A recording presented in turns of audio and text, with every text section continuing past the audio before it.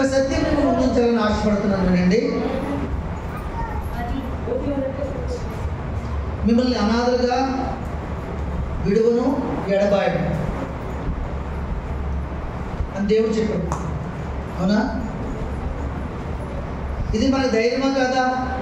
చెప్పండి. ధైర్యమా కదా? ధైర్యమే, గొప్ప ధైర్యం. మన వెనకాల మన తండ్రి ఉన్నాడు, మనకు కావాల్సిన సంస్థను చూసుకుంటాడు. ఆయన ఏమైనా చేయగల సామర్థ్యము, శక్తి కలిగి ఉన్నవాడు. ఆయన చేతిలో మనం ఉన్నాం. మనం గాయపడితే ముందు ఆయన చేతులు గాయపడుతుంది. ఆయన చేతిలో మనం ఉన్నాం. ఎవరైనా మనం గాయపరచాలనుకుంటే ముందు ఆయన చేతులు గాయపరచాలి. మనసు పెట్టి ఆలోచించండి. ఎవరైనా మనల్ని గాయపరచాలనుకుంటే ఆయన చేతిలో మనం ఉన్నాం కనుక ముందు ఆయన చేతులకే గాయం తగ్గుతుంది. అవునా? ఆయన చేతులకైనా గాయపరచుకోవడానికి ఇష్టపడతారు, కానీ మనకు గాయపరచడానికి ఇష్టపడతారు. అంత ప్రేమ కలిగింది. అప్పుడు మనకు ధైర్యమే కదా? ధైర్యమే. ఇప్పుడు ఇంతవరకు మనం మాట్లాడుకున్న రీతిని మన పిల్లలకి ధైర్యాన్ని మనం ఇవ్వలేము. మిమ్మల్ని అనాథలుగా వెళ్ళను గడపని చెప్పలేము. కానీ ఒకటి నేర్పిస్తే ఈ భరోసాను ఇచ్చిందని అవుతాం, ఇచ్చిన వాడు అవుతాం. ఇది నేర్చుకుంటాం. ఒక నేర్పించాలి పిల్లలకు మనం. అమ్మా, ఒకటి నేర్పించాలి. నేర్పిస్తే దేవుడు మనకి ఇచ్చిన భరోసా వాళ్ళకి ఇచ్చిన వాళ్ళం అవుతాం. ఏమి నేర్పించాలి? దేవుడు మనకి ఒక భరోసా ఇస్తున్నాడు. మిమ్మల్ని అనాథలుగా విడువను ఎడబాయను. ఈ భరోసాని వాళ్ళకి ఏం చేయాలి? వాళ్ళకి నేర్పించి వాళ్ళకి అప్పగించాలి బాధ్యతను. దేవుడి చేతిలో ఎలాగ అప్పగిస్తాం చెప్పండి? ఎలాగ అప్పగిస్తాం వాళ్ళకి?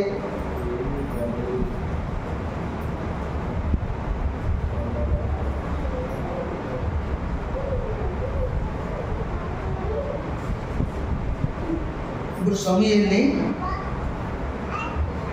కన్న తర్వాత, ప్రసవం అయిన తర్వాత దేవుడికి ఇచ్చినటువంటి వాగ్దానాన్ని బట్టి, నిబంధన బట్టి తీసుకెళ్ళి ఆలయంలో పెట్టేసింది తల్లి. పెట్టిందా లేదా? వినండి వినండి. పెట్టి ప్రతిరోజు పొద్దున్న సాయంత్రం మధ్యన వెళ్ళి పాలు పట్టి వచ్చేసింది. ఎక్కడ పెరిగాడు అబ్బాయి? దేవుని సన్నిధానంలో పెరిగాడా లేదా? పెరిగాడా లేదా?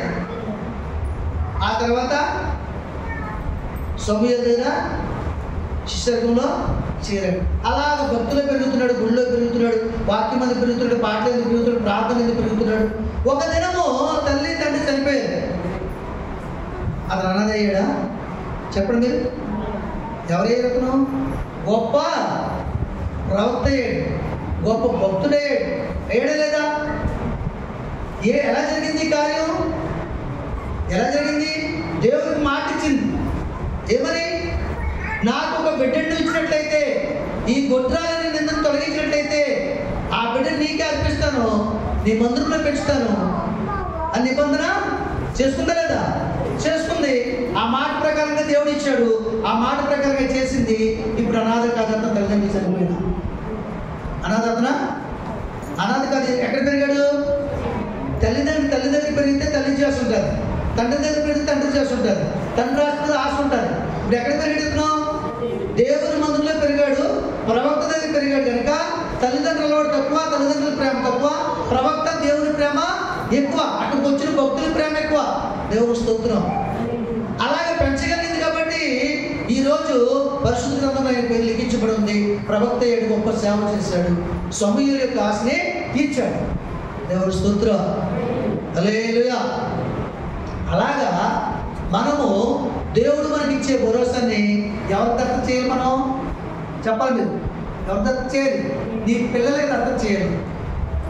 నీ పిల్లలకి భక్తి నేర్పించాలి, సండే స్కూల్ పంపించాలి, వాక్యాన్ని నేర్పించాలి, వాక్యాన్ని ఇంట్లో అప్పచెప్పించుకోవాలి, పాటలు నేర్పించాలి, పాటలు పాడించుకోవాలి. కొంతమంది పిల్లలు చూడండి, మీరు టీవీలో చూస్తున్నారు లేదో, అప్పుడప్పుడు టిక్టాక్లో అయితే ఉంటాయి కదా, వాటిలోనూ కొంతమంది క్రైస్తవ పిల్లలు మంచి పాటలు పాడతారు, మంచిగా వాక్యం చెప్తారు, అధ్యాయాలు చెప్తారు. నీ పిల్లలకి చెప్పకూడదు? చెప్పండి. వాళ్ళు ఏం చేస్తారు? వాళ్ళు నేర్పుతున్నారు. ఈ ప్రపంచానికి వాళ్ళు పెంచే విధానాన్ని చూపిస్తున్నారు. మీరెందుకు చూపించకూడదు? చూపించవద్దా? చూపిస్తే మీ పిల్లలకి రేపు మీరు భరోసా, మీకు ఇచ్చిన ఆశీర్వాదాన్ని మీరు భరోసాగా ఇచ్చిన వారు అవుతారు. దేవుని స్తోత్రం. హల్లెలూయా. అప్పుడు వాళ్ళు అనాథలుగా ఉంటారు. మరి ఎలా ఉంటారు వారు? ఒక భరోసా, నిజ దేవుని సంతలో ఆయన చేతులు పెంచబడతారు. ఆయన ఉద్దేశంలో వారు జీవిస్తారు. దేవునికి మహిమ కలుగుతుంది. కాబట్టి మనం ఏం చేయాలంట?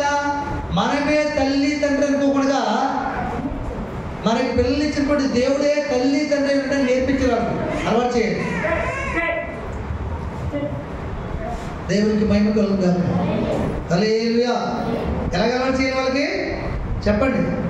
ఇప్పుడు దేవుడు ఇచ్చిన మనకు వాగ్దానాన్ని వాళ్ళకి ఏం చేయాలి? దత్తత ఇవ్వాలి మనం. ఇప్పుడు ఒక పిల్లడు ఉంటాడండి, చిన్నప్పటి నుంచే దత్తత ఇచ్చేసాడు. ఎవరికి? వాళ్ళ చెల్లెలి గారి పిల్లలు లేరు, అక్కగారికి పిల్లలు ఉన్నారు. అక్కగారు ఏం చేసింది? చెల్లెలికి దత్తత ఇచ్చేసింది చిన్నప్పటి నుంచి. వాడికి తిరిగి దగ్గర నుంచి పాలు తాగుతున్నప్పుడు ఇచ్చేసిందండి. వాడు పెరుగుతున్నప్పుడు ఎవరినంటాడు? అమ్మ నాన్నని. అమ్మా ఏంటంటే ఎవరినంటాడు? కన్న తల్లిదండ్రులు అంటారా? పెంచేవాళ్ళు అంటాడా? పెంచేవాళ్ళని డాడీ మమ్మీ అంటాడు. కన్న తల్లిదండ్రులు ఏమంటాడు? పెదనాన్న పెద్దమ్మ. ఇవన్నీ బాగా తెలుసు మనకి. ఏమంటాడు? పెదనాన్న పెద్దమ్మ అంటాడంట. కాబట్టి ఒకరోజు ఆ పెద్దమ్మ చచ్చిపోతే పెదనాన్న కూడా చచ్చిపోతాడు. మొట్టమొదటిగా పెదనాన్న చచ్చిపోయాడు. ఆడికి ఏమైనా బాగుంటుందా చెప్పండి? ఏదో కొంచెం చూడడానికి వెళ్తాడు తప్ప మరీ మీద పడి ఏడ్చేది. అవునా చెప్పండి? ఏదో కొంచెం బాధ ఉంటుంది. నలుగురు కొట్టినా ఏదో అని చెప్పేసి కాసేపు అక్కడ ఏడుస్తాడు. అవును కదా? ఏదో కాసేపు బాధపడతాడు. కానీ మరీ ఎక్కువ బాధ కలుగుతాడు. కారణం ఏంటంటే ఇతనికి ఒక భరోసా ఉంది. ఎవరున్నారు ఇతనికి? ఇతను ఏమనుకుంటాడు? ఇతనే మా సొంత డాడీ. మా డాడీ నా దగ్గర ఉన్నాడు కదా, మా పెదనాన్నే కదా పోయాడు. అవునా? అంత వెంకపడతాడా చెప్పండి? అంత వెంకపడతాడా? పట్టు. ఎందుకంటే ఉండవలసిన ఆస్తం తండ్రి ఉన్నాడు, తల్లి ఉంటే అందరూ ఉన్నారు. అవునా? వాళ్ళ కదా ఏదో కాసేపు బాధపడతాడు, వెళ్తాడు, కొన్ని కార్యక్రమాల్లో పాల్గొంటాడు, వాళ్ళని చేస్తాడు, వస్తాడు, అంతే కదా. ఎలా వచ్చింది అలవాటు? ఇలా దత్తత ఇచ్చేసి కూడా వాళ్ళ తల్లిదండ్రులే పిలిపించుకున్నారు అనుకోండి, ఈ భరోసా, ఈ బాధ లేని ప్రతి సంతోషం ఉంటుందా? ఉండదు. అలాగే మనం దేవుని దగ్గర పెంచాలి పిల్లల్ని. ఇప్పుడు ఎవరు? మనం డాడీ కాదు, మనం మమ్మీ కాదు. ఎవరు డాడీ, ఎవరు మమ్మీ? దేవుడే డాడీ, దేవుడే. చాలా మంది అలా హాస్టల్లో చదువుకుని దేవుడి మీద ఆధారపడి కలెక్టర్ అయిన వాళ్ళు ఉన్నారు, డిఎస్పీ అయిన వాళ్ళు ఉన్నారు, ఐజీ అయిన వాళ్ళు ఉన్నారు.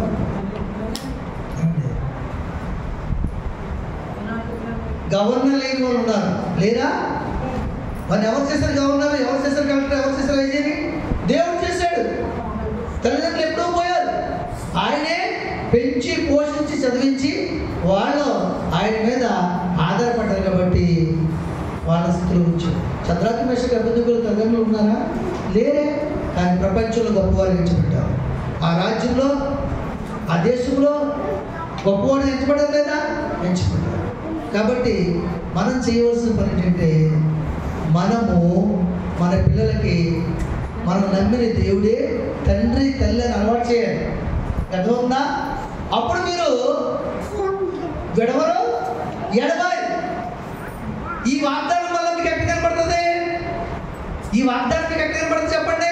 వాళ్ళు భక్తులే పెరిగి పాటలు పాడి భక్తి చేసి వారు మనసు పొంది వాక్యానుసారంగా జీవించి ఈ లోకంలో ఆశీర్వదింపబడి ఒక దినాన వాళ్ళు కూడా మొదటి మనం మరణించి వారు పరలోక రాజ్యానికి వచ్చి మనం కలుసుకుని మనం ఉన్న ఇంట్లోనూ వారు మనం కలిసి నిత్యానందంతో నిత్య సంతోషంతో జీవిస్తున్నప్పుడు మరలా ఈ వాగ్దానం ఏమంటారా? కనపడతా? ఇప్పుడు మాట్లాడండి.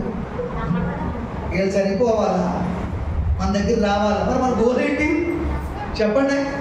పోనీ చనిపోకూడదని బతుకుతాం. ఎంతకాలం బతుకుతాం చెప్పండి? ఒకడు పాట పాడేవాడు ఏంటండి, మా చిన్నాన్న పాడేవాడు పాట. ఓ దొంగ, బాగా దొంగ, అడుగు పాట పాడేవాడు. ఏమనేవాడంట? చీకటే చిరంతకాలం వెళ్ళినా ఎన్నెలా నన్ను ఎందుకు ఏడిపిస్తావు? సరే